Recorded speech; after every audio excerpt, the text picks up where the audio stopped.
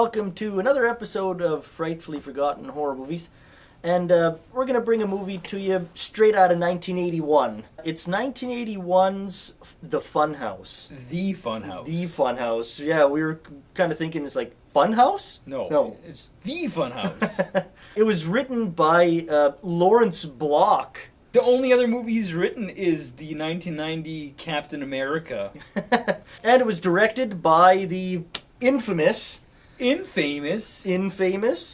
Tobe Hooper, who did Texas Chainsaw Massacre. And Did you say more? Yeah, exactly. I will, though. I'll say Poltergeist. Okay. And Life Force. Yeah. I love Life Force. And it's starring Kevin Conway. He plays one of the main characters. He's in tons of TV shows. Like, anything you can think of, he's probably been in as some sort of bit part. And also Elizabeth Berridge, who was in the 1980s movie Amadeus. She was in the John Larroquette Show. I remember watching that as a kid.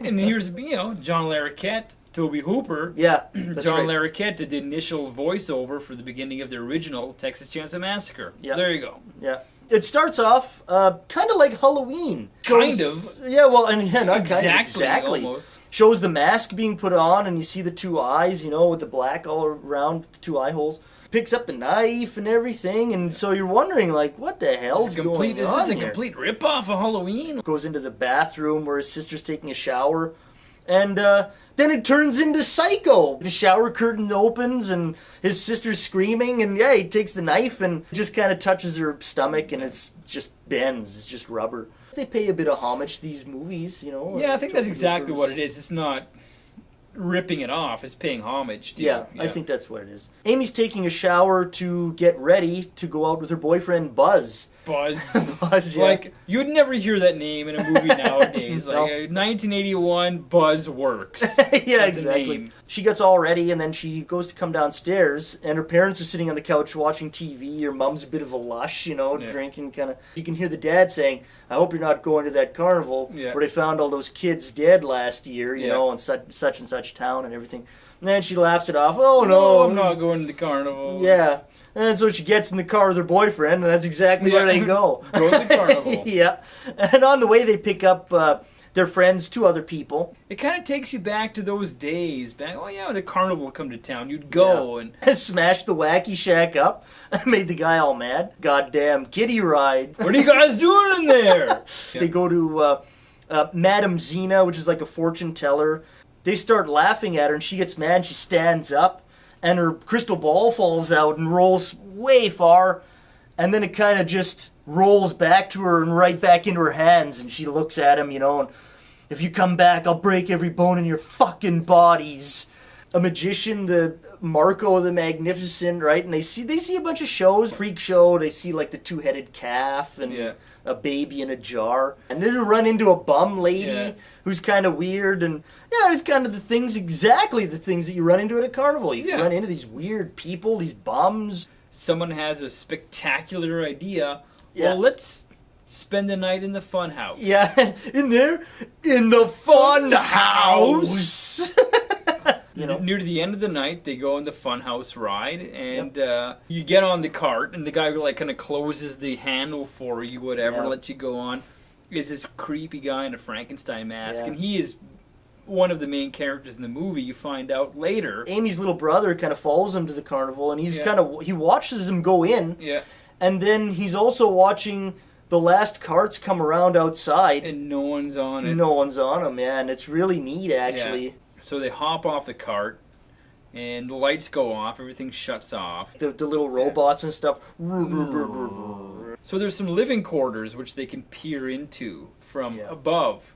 Turns out the guy in the Frankenstein mask is one of the people who lives in the Funhouse. Yeah, and he's a tad horny. And he hires Madame Zena there to help him out in his, his needs. And she don't come cheap, She don't come cheap. It was $100. It's over pretty quick. Yeah, we were joking around. He blows his monster load. Yeah, blows his monster monster load pretty quick. Well, he got shortchanged Yeah, he got there. shortchanged a bit, and he gets very vile and vicious and ends up strangling Madame Zena to death. The kids see this murder happen. They get freaked out and they want to get out of this funhouse. Yeah, but everything's all chained It's up. all chained up. They can't get out, but they somehow make their way back down to where the murder took place. Idiot has a bright idea. He saw where all the money was stashed, where he paid the prostitute. He steals the money. And he's the same guy who had the bright idea of staying in the funhouse. That's right, yeah. So all this, we can all blame it on him. Funhouse. Yeah, they go back up. They go back up. Kevin Conway's character, who is the barker, you find out is the father of the guy in the Frankenstein mask. He comes home, sees the dead fortune teller. It's funny because the dad sort of eludes that he was the one that was killing the kids too, right? He's like, I'm gonna have to clean up your mess again, like we did in them other towns. He goes into the vault and finds out that the money's missing. There is a reveal when he's beating the guy in the Frankenstein mask. The mask comes off, and you do see what he looks like. Yeah. And as a child, when I first watched this movie way back in, I think it was the 90s. I saw it in the 90s. Yeah, it had to have been, yeah. That reveal was pretty horrifying.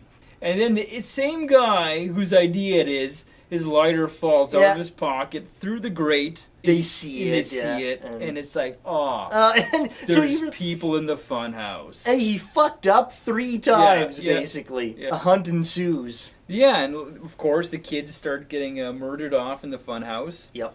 The funhouse is a great atmosphere for this movie. Oh yeah, and Tobe Hooper uses that, right? It's like everything about the funhouse is used for either to hurt the people that are in it, or just for a scare factor, or to even disorientate them, because it's a funhouse. That's right. Like you think like you're trapped in a funhouse, like all this weird shit that's all over the place. It's dark. How do you get out? Like even before you add someone hunting you inside a funhouse, just being trapped in a funhouse alone is a terrifying idea. Scary enough, yeah. And it almost seems like this movie may have been inspired by Argento a little bit, lit really hot with all these vibrant colors.